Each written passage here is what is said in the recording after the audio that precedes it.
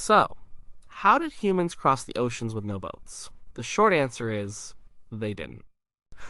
That probably sounds confusing, but the real story is a mix of two things. First, the world looked very different back then. The oceans weren't always where they are today. And second, our definition of a boat is probably too narrow. Our ancestors were smarter and more capable than we sometimes give them credit for. The story isn't about people swimming across the Pacific, it's a story about a changing planet and the ingenuity of early humans. Let's start with the changing planet. For much of human history, we've been in and out of ice ages. These weren't quick events, they were long periods, tens of thousands of years, where the Earth was much colder. Massive glaciers, miles thick, covered huge parts of North America, Europe, and Asia. All that ice had to come from somewhere. It came from the oceans. So much water was locked up in these continental ice sheets that sea levels were dramatically lower. We're talking hundreds of feet lower than they are today. Think of it like draining a bathtub. As the water level drops, you start to see the bottom. Land that is currently underwater was dry ground. This created land bridges. These weren't narrow, rickety bridges like in a movie. They were vast landscapes. They were just part of the continent. One of the most famous is Beringia. Today, the Bering Strait separates Siberia from Alaska. It's about 55 miles of cold, rough water. But during the last ice age, sea levels were so low that Beringia was a huge, dry plain of land, maybe 1,000 miles wide. It was a subcontinent, complete with its own ecosystem of woolly mammoths, steppe bison, and horses. For the humans living in Siberia, it wasn't a bridge to cross. It was just more land. They didn't stand on the shore one day and decide to migrate to a new continent. They just followed the herds, they expanded their hunting grounds. Over many generations, family by family, they slowly moved east. They were living in Beringia, and as they did, they ended up in what we now call Alaska. They didn't know they were discovering a new world. They were just living their lives on land that happened to connect two continents. When the ice age ended and the glaciers melted, the water rose and flooded Beringia, cutting off the path. The people were already there, they had walked. No boat needed for that journey. A similar thing happened in Southeast Asia. During the same period of low sea levels, many of the islands we see today were connected into a single landmass. Java, Sumatra, and Borneo were all part of the Asian mainland. This ancient continent is called Sunda.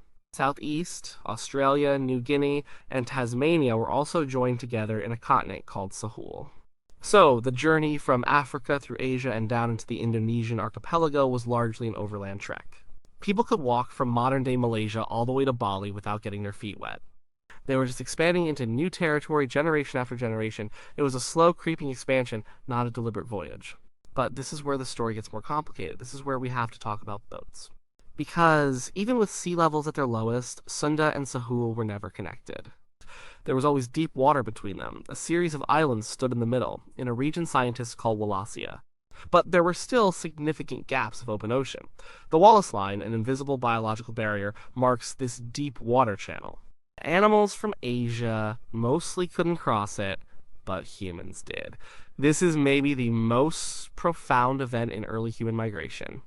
To get from Sunda to Sahul, people had to cross the water. They had to make planned, intentional sea crossings.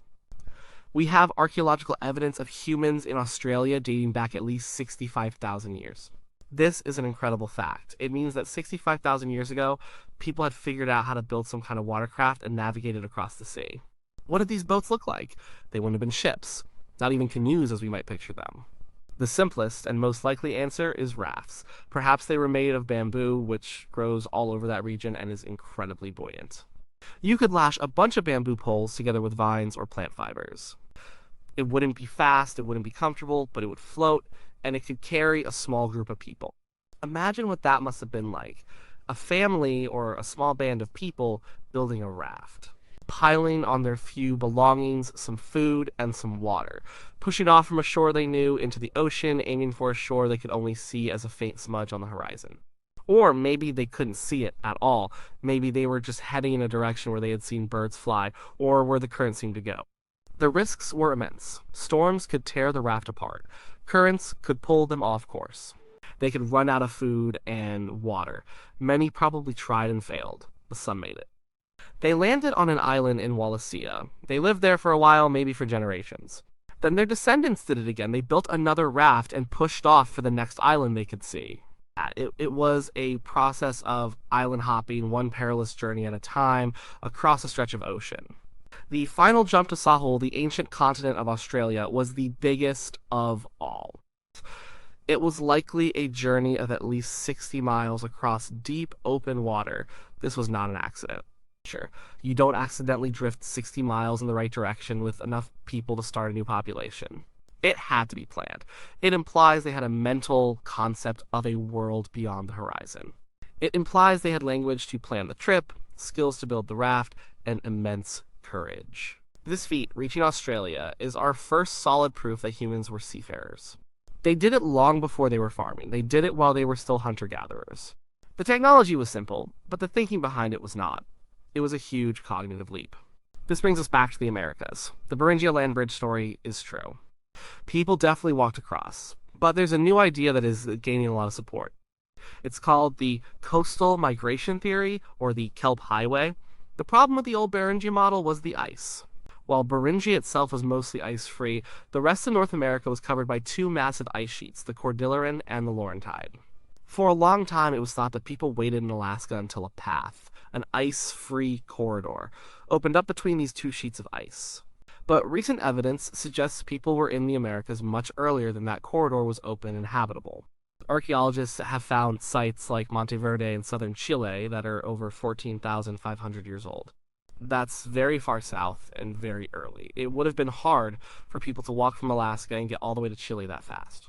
So, how did they do it? The coastal migration theory suggests they didn't go inland.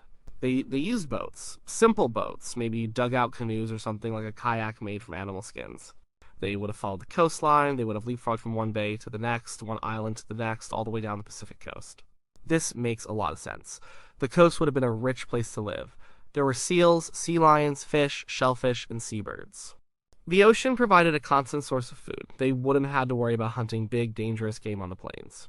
And the kelp forests that likely grew along the coast would have been incredibly productive ecosystems full of resources. They could have traveled relatively quickly, moving from one sheltered cove to another.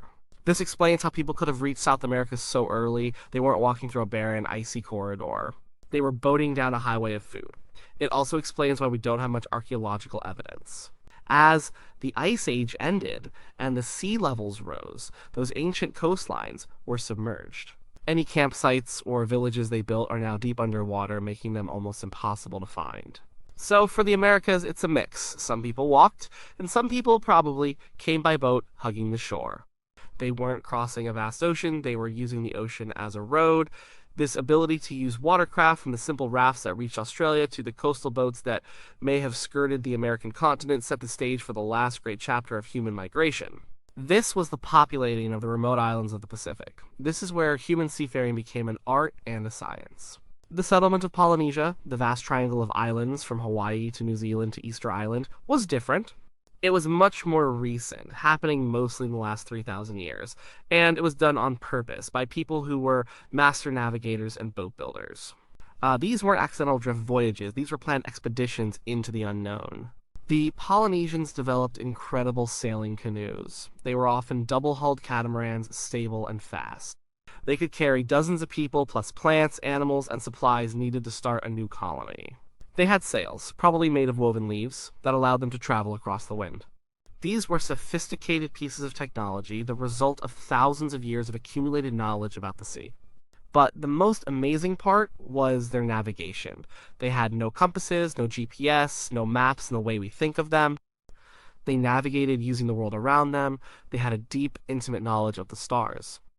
They knew which stars rose and set at which points on the horizon, and they used them to hold a steady course. They understood the ocean swells. In the open ocean, waves travel in long, predictable patterns. A skilled navigator could feel the subtle shift in these swells as the canoe passed an island, even an island that was hundreds of miles away. The island's presence would disrupt the swell pattern in a way a trained person could detect. They watched the birds. Certain birds fly out to sea to fish in the morning and return to their home island at night. By watching their flight paths, a navigator could get a bearing on land. They watched the clouds. And clouds tend to form over islands. The color of the bottom of a cloud could even hint at the type of land below it. A greenish tint might suggest a lagoon. A pale cloud might suggest a sandy atoll. They created complex mental maps of the ocean. They passed this knowledge down from generation to generation through chants and stories. In some places, they even made stick charts, physical representations of the ocean, swell patterns around islands. These weren't maps to be looked at during a voyage. They were training devices used on land to memorize the feel of the sea. Using these skills, they set out into the largest ocean on Earth. They found and settled tiny specks of land separated by thousands of miles of empty water.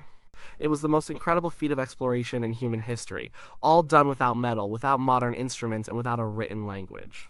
So, when we ask how humans cross the oceans with no boats, we're asking the wrong question.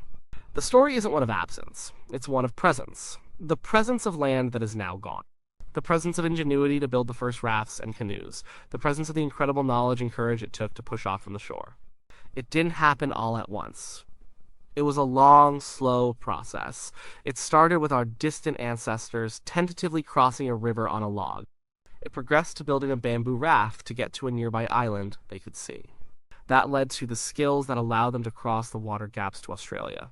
It gave other groups the tools to follow a coastline down into a new continent. And it culminated in the mastery of the Polynesians, who purposefully sailed into the void and populated a sea of islands. The driving force behind all of this was fundamentally human.